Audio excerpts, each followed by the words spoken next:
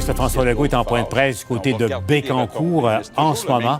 On s'y rend en direct. C'est-à-dire que le montant qu'on donne aux entreprises doit être inférieur aux retombées pour les Québécois. Donc, on s'assure toujours qu'il y a plus de retombées que le coût pour les Québécois. Et Ford et ses deux partenaires sud-coréens, est-ce qu'ils sont en demande pour augmenter un financement?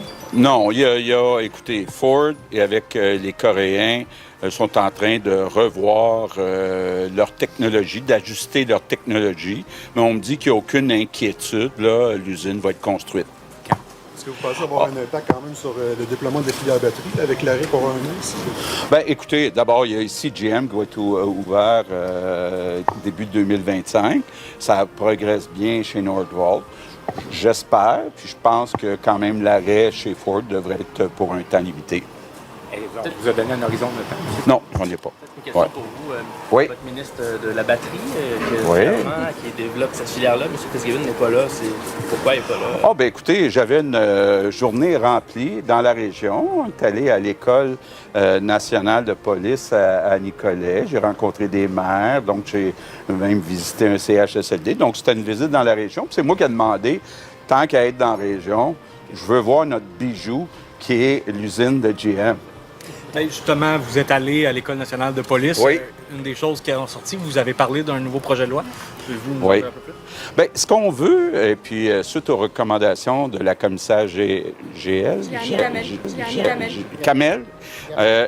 Gamel, on s'est fait dire qu'il faut en faire plus pour donner de l'information aux policiers, entre autres sur les personnes qui ont été relâchées et qui ont des problèmes de santé mentale.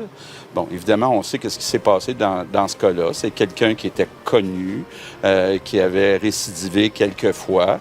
Donc, on veut s'assurer, déjà dans le budget qui était déposé au printemps, on avait réservé une somme de 11 millions pour ajouter du personnel, mettre en place des technologies. Mais ce qu'on veut vraiment, puis c'est ce qui devrait être dans le projet de François Bonnardel qui va être déposé bientôt, bien, donner plus d'outils aux policiers pour mieux connaître la situation des personnes qui vont interpeller. Est-ce qu'il est possible que les policiers soient autorisés, grâce à ce projet de loi, aux policiers d'envoyer à l'hôpital un cas de santé mentale qui ne représente toutefois pas un danger imminent? C'est la seule possibilité où ils peuvent envoyer un cas.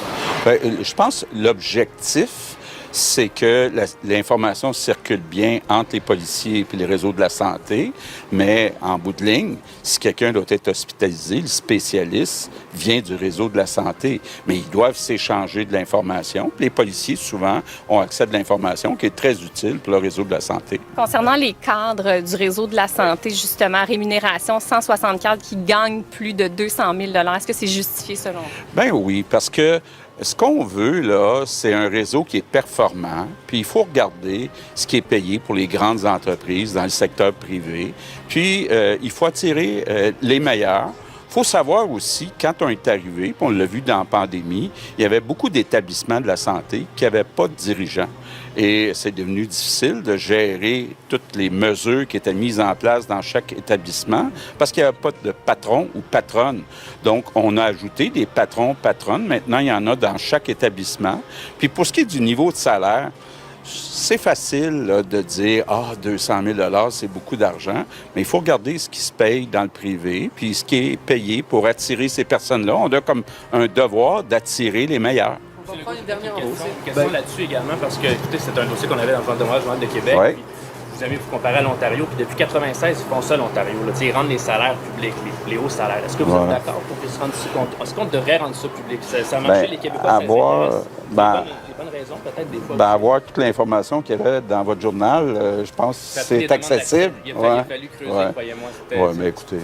Est-ce que vous pensez que ça devrait être public, cette information-là? Bien, écoutez, regarde, ça l'est, là. J'ai pas de problème avec ça. Une chose au sujet du transport collectif, si vous Ça va doutez être bien, la parce dernière qu'il y a des projets de loi qui ont été déposés, mais il y a une chose que j'aimerais comprendre.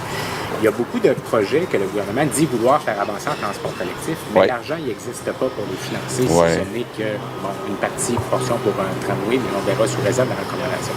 J'aimerais comprendre, à part demander de l'argent au fédéral, où on va trouver l'argent pour ces projets? Bon. D'abord, il y a plusieurs secteurs où des projets peuvent être faits. Il y en a qui peuvent être faits avec la Caisse de dépôt. Il y en a qui peuvent être faits avec le ministère des Transports. Il y en a qui peuvent être faits avec la nouvelle Agence des Transports. Maintenant, on a un PQI de 153 milliards. À chaque année, il y a 10 qui devient disponible pour des nouveaux projets. Donc, actuellement, déjà, on a plus d'argent de réservé pour des projets de transport collectif que jamais on a vu dans l'histoire du Québec. Puis, on compte bien augmenter ces budgets-là. Merci tout le monde.